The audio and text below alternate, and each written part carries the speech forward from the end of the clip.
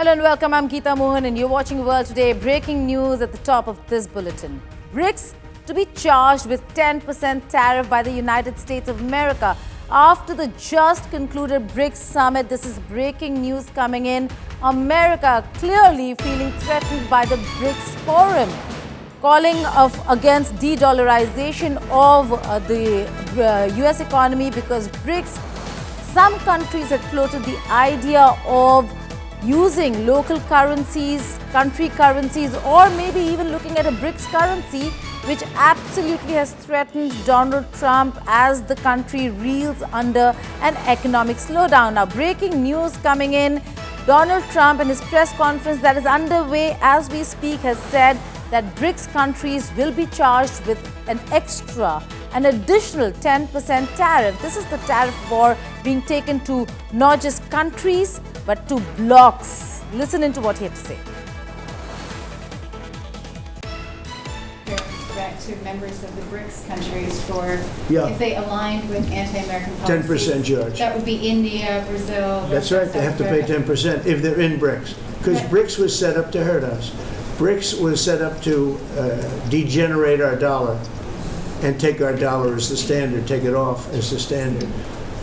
And that's okay if they want to play that game, but I can play that game too. So anybody that's in BRICS is getting a 10% charge. Is that immediate, sir, or is that pretty if soon. they engage in some behavior? Well, if they're a member of BRICS, they're going to have to pay 10% tariff just for that one thing. And they won't be a member long. I thought BRICS was, I said this about a year ago, and it largely broke up. But, there are a couple that hang around, but I thought it largely broke up. BRICS is not, in my opinion, not a serious threat. But what they're trying to do is destroy the dollar so that another country can take over and be the standard. And we're not going to lose the standard. That's just coming in. Donald Trump has announced an additional 10% tariff for all BRICS nations. He also said that BRICS had broken up and that countries were leaving. In fact, that's not correct. What is correct is that BRICS has added to the 5-country member. Today, it is a 10-country member bloc, an expanded BRICS, no longer just Brazil, Russia, India, China, South Africa. You have Iran, you also have the United Arab Emirates, a very key ally and partner of the United States of America. So how are countries really going to react to a 10% additional tariff by the United States of America? How does that work out in this entire plan with India, where India is already in conversation with the United States of America for a limited trade deal? That's more important, and we'll be tracking those stories very, very closely because the news that's also coming in is that India and the US have already now come up with a limited trade deal. Will there be an additional 10% besides what is decided between the two countries? Important, fine print. We'll get you all the details. You'll find it first here on India Today. The US administration has officially sent out the first set of tariff letters to 14 countries, informing them of the new tariffs levied. US President Donald Trump, however, signed an executive action to extend the date of reciprocal tariffs, with the exception of China, to August 1st. The letters were sent ahead of the 90-day pause that's going to end on July 9th. The US president said they're open to negotiations with countries if a better deal is offered. We're always subject to negotiate something that's fair, but we've talked to most of the countries, and pretty much they've had their way for many, many decades, as you know. And it was time that we just wanted fairness. This is not really equitable from our standpoint because it's just a small token by comparison to the damage that's been done over the years. But we had no other president that was willing to do that. But he said that he was not definitive if the August 1st deadline is firm. I would say firm, but not 100% firm. If they call up and they say, would like to do something a different way, we're going to be open to that. But essentially, that's the way it is right now, yeah. Japan and South Korea were the first recipients of the letter and would face 25% tariffs from August 1st. Other countries included Malaysia, Kazakhstan, South Africa, Myanmar and Laos, whose tariff were as high as 40%. We have also received a proposal from the United States that it would like to proceed swiftly with negotiations in the lead up to the new August 1 deadline, as the content of the letter may be reviewed based on Japan's response. It is deeply regrettable that the US government has announced a further increase in tariffs in addition to the rates already imposed. As this additional negotiation period, we have secured National Security Advisor Wai Sung Lak is currently traveling to the US to continue high-level talks, and we are approaching the negotiations with the hope and determination to achieve better outcomes as a result of these efforts. 좀 더 나은 결과를 얻을 수 있기를. Letters have also been sent to Tunisia, Bosnia and Herzegovina, which is set to reach a 30% tariff, Indonesia, Bangladesh, Serbia, Cambodia and Thailand. Besides negotiations, Trump also gave an option to the leaders of these countries to manufacture goods in the US to avoid tariffs. There are over 10 countries that President Trump has sent out his letters announcing the tariffs. And part of the message in there was to push us to speed up the negotiations talks before August 1. So the deadline is now moved from July 9th to the 1st of August. If you ask me why it's like this, it's because negotiations do take time. Therefore, he moved the deadline out. BRICS nations have condemned the revised tariffs imposed by Trump. Earlier, Trump had warned nations of an additional 10% tariff if they supported BRICS' anti-American policies. So we don't want an emperor. Our countries are sovereign. If Trump issues tariffs, other countries have the right to do the same. There is the reciprocity law. I think it's not responsible for a president from a country like the US to threaten the world with tariffs on social media. Honestly, there are other forums for the president of a country which has the size of the United States to talk to other countries.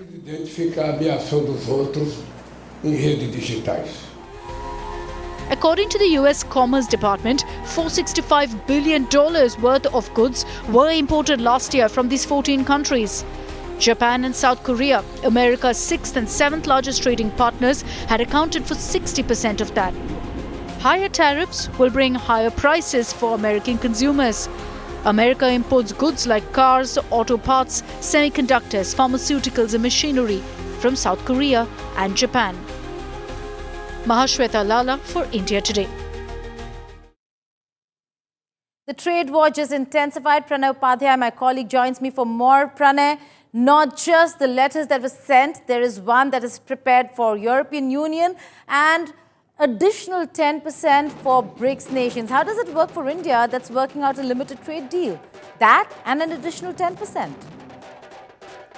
Yeah, yet to get clarity on this, Geeta, because White House has not issued any executive order or any notification regarding the BRICS-specific 10% tax or tariff, what President Donald Trump has indicated. And he has reiterated, his Sunday statement. He's reiterated today as well that he considered BRICS as an anti-American entity working against the American interest, intention to replace the dollar, what he and other US administration people are indicating as a de-dollarization. However, that Indian External Affairs Minister Dr. S. Jaishankar has clarified even in March that there is no intention to replace dollar as the currency of global trade. And, the recent BRICS statement has also indicated, the declaration clearly indicates that this grouping is not against any country or any other grouping, but this is basically to promote their own national interest.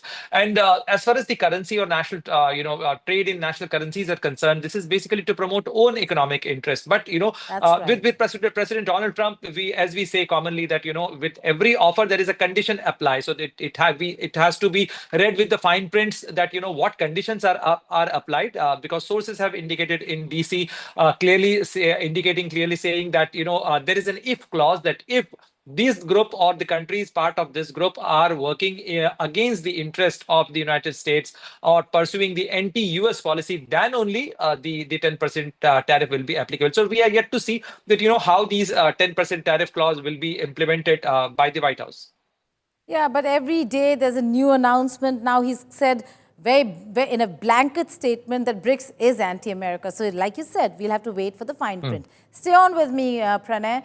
Now, Prime Minister Narendra Modi arrived in Brasilia for his state visit to Brazil. Brazil's Minister of Defense, José Múcio Monteiro Filho, received him at the airport. India-Brazil ties in focus as Prime Minister Modi makes his historic state visit. Prime Minister Modi was in Brazil for the BRICS summit and now is in Brasilia for the bilateral meeting between the two countries. He appreciated the artists who performed a traditional Brazilian samba reggae performance to welcome him. He arrived in Brasilia after attending the BRICS summit, and now he is on a visit after the invitation by Brazilian President Luiz Inácio Lula da Silva. The two sides are expected to sign 4 agreements, MOUs, which include cooperation in renewable energy, counter-terrorism, agriculture research, between the Indian Council of Agriculture Research and Brazil's Embrapa, and a pact on the exchange and mutual protection of confidential information. Pranay, very important. We will be also talking about Prime Minister's next stop. But what is and how significant is this visit to Brazil, which is also, mind you, going to host the COP summit? You're right, Geeta. And if you see, you have listed out the details of Prime Minister's reception there, what could be possibly agreed between both countries in the form of MOUs. But see, if you see the indications, if you see how he was received by the Defense Minister of Brazil. So defense remains an important area of cooperation because India and Brazil have elevated their partnership to strategic partnership in 2006. Right. Go ahead, Pranay. Yeah, and if you see the investment, the mining sector, the healthcare, agriculture, these are the important areas on which India and Brazil are likely to forge, their cooperation, to extend their cooperation, and many MOUs are likely during Prime Minister Narendra Modi's visit, which is a very significant visit. After 56 years. Any Prime Minister of India is visiting Brazil for a bilateral visit. So this becomes a very important component. And, right. It's like South Asia, trying to forge a greater ties with Latin America, the leading economy of Latin America.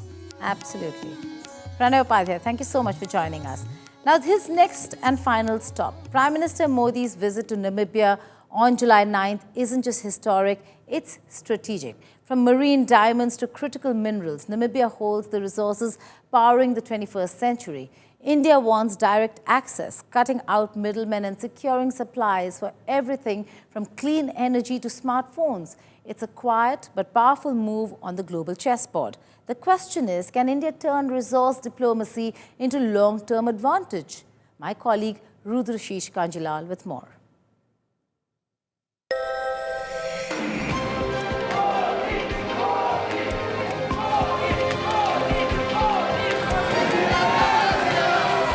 It's a visit that's both historic and strategic. On July 9th, Indian Prime Minister Narendra Modi will touch down in Windhoek, marking the first visit by an Indian Prime Minister to Namibia in nearly 3 decades. It's the final leg of a 5-nation African tour, but this stop might be the most crucial yet. Because this isn't just about flags, handshakes, or speeches. It's about energy, minerals, and the raw materials powering the 21st century. To understand the moment, you have to understand the map and the minds beneath it. Namibia is not just another stop on a diplomatic tour. It is one of the richest sources of marine diamonds, critical minerals, and uranium in the world. And all three are vital to India's economic ambitions and energy future. So what's on the agenda? Let's start with the most glittering one, diamonds. Namibia's coastlines hold treasure. Namibia's coastlines holds treasure, but not the kind found in stories. The country is home to the richest marine diamond deposits on the planet, with reserves estimated at over 80 million carats. But here's the catch. These diamonds don't travel directly to India. Instead, they go through shipping, trading hubs like London and Antwerp, adding cost, complexity, and middlemen. Modi's visit aims to change that. India wants a direct diamond trade corridor, cutting out the middle and bringing Namibian rough stones straight to Indian cutters and polishers, especially in Surat, the diamond capital of the world. The goal? Value addition at both ends. India already has a head start. Indian companies have invested over $800 million in Namibia's mining sector, and several firms are operating diamond processing facilities in the country. The visit could unlock the next phase, a move balanced and integrated diamond economy between Windhoek and New Delhi. But beneath the diamonds lies something even more critical: lithium, cobalt, and rare earth elements. These aren't just minerals, they are the building blocks of the green economy. Electric vehicles, solar panels, wind turbines, smartphones, satellites. They all run on critical minerals, and Namibia has them. In an era of supply chain disruptions and resource nationalism, access to critical minerals is becoming the new currency of global power. And India doesn't want to depend solely on traditional sources like China, Congo, or South America. That's why Namibia is suddenly a high priority partner. Tougher, together, diamonds, critical minerals, and uranium form a strategic triangle, each corner reinforcing the other. So what does all of this mean? It means that India is not just reaching out to the world, it's shaping it. By deepening ties with resource-rich, strategically located countries like Namibia, India is building its own global ecosystem of partners and producers. And in a world defined by competition over chips, batteries, and clean power, these partnerships will define the winners. This visit may not grab headlines like summits with Washington or Beijing, but make no mistake, Modi's trip to Namibia is about securing the future, India's future. A future powered by diamonds, fueled by uranium, and wired with rare earth pulled from African soil. And in the equation, Namibia isn't just a side note, it's a strategic centerpiece. Bureau Report, India Today Global. Now, US President Donald Trump hosted Benjamin Netanyahu for dinner at the White House on Monday as he pressed the Israeli Prime Minister to end the devastating Gaza war. The meeting in Washington came as Israel and Hamas held a second day of indirect talks in Qatar on an elusive ceasefire. Meanwhile, Netanyahu nominated President Trump for the Nobel Peace Prize, the US president's long-held goal, presenting him with a letter he sent to the prize committee.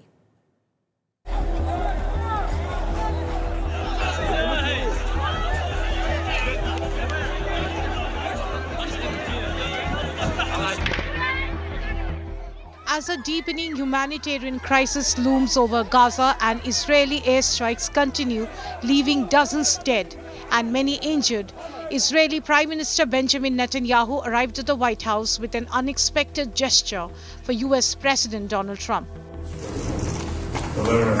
Netanyahu presented President Trump with a formal letter nominating him for the Nobel Peace Prize.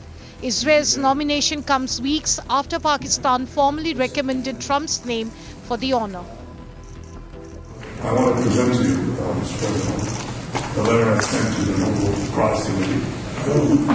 It's nominating you for the Peace Prize, which is well deserved, and you should get it. Thank you very much. This I didn't know. Thank you very much. Mr. President, wait a minute. The leaders met as the indirect talks between Israel and Hamas, centered on a US-backed proposal for a 60-day ceasefire, show signs of progress in Qatar.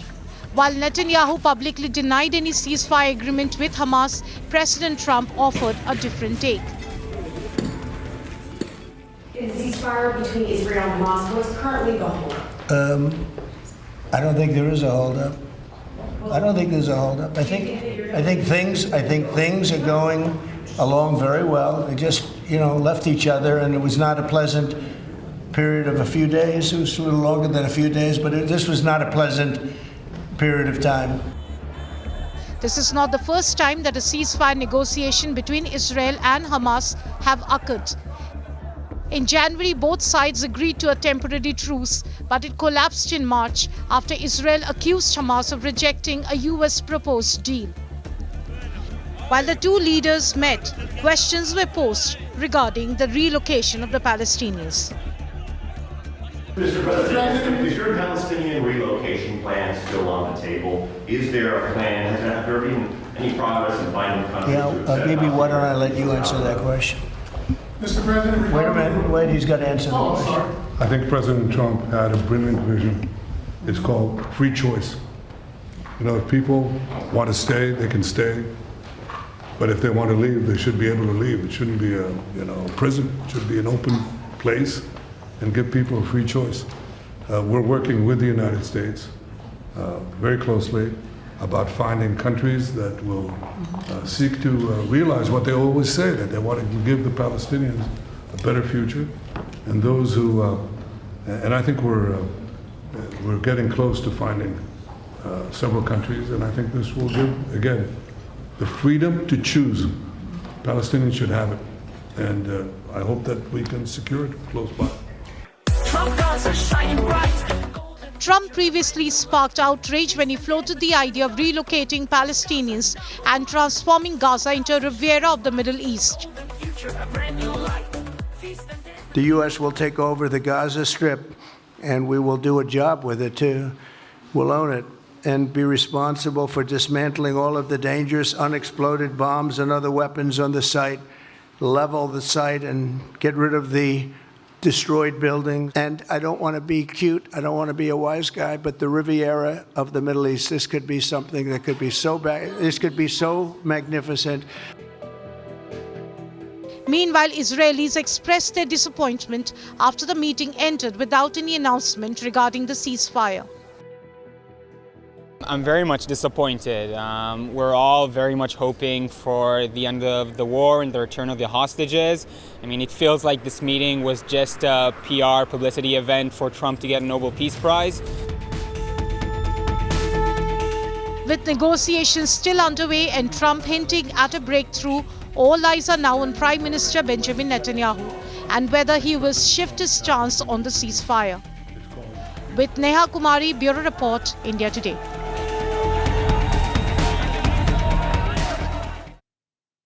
Joining me from the United States of America, from Orlando, is Joe Trusman, editor, Long War Journal. Joe, thank you so much for joining me here. Now, we're seeing a Netanyahu-Trump meeting on the one hand and Gaza being bombarded on the other. Is this going to be the stated policy where you're having talks on the one hand and yet the ceasefire doesn't hold? Is there going to be a ceasefire or no ceasefire in sight?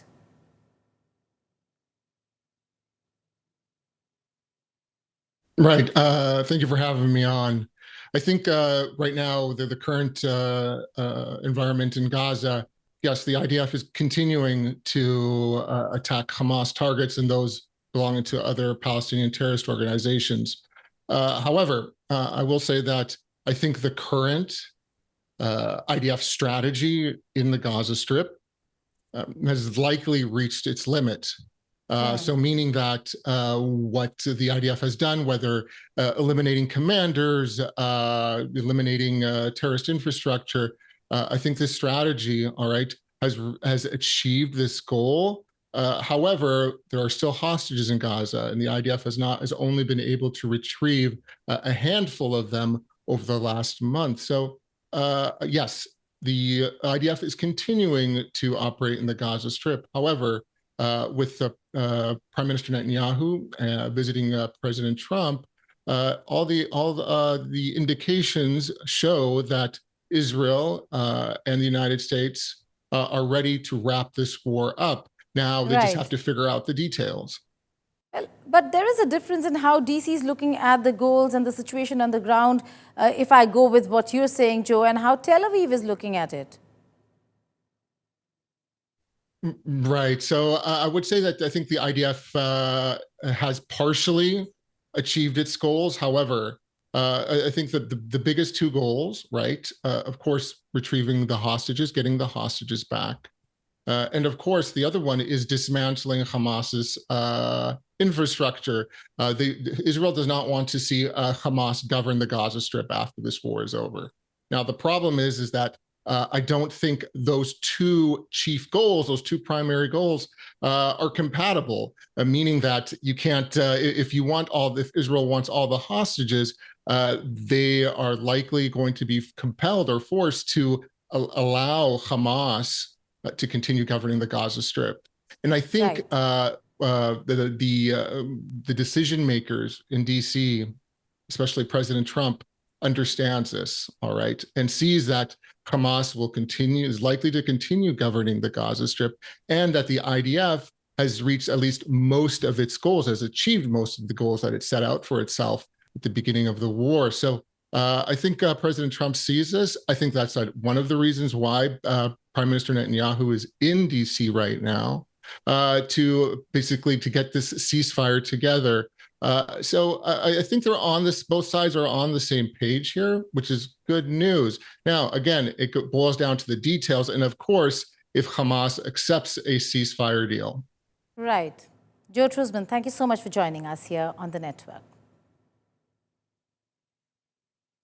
Now, a vacation turned into a devastating tragedy for a family of 4 from Hyderabad who died in a horrific car accident in the United States of America after a mini truck, allegedly speeding in the wrong lane, crashed into their vehicle, causing it to catch fire. The deceased were identified as Venkat Bejugam, his wife Tejaswini Chaleti, and their 2 children, Siddharth and Mrida Bejugam. Originally from the Suchitra area in Secunderabad, the family was residing in Sutton Fields, a community located in Aubrey near Dallas. Their mortal remains will be brought back home to India for the last rites.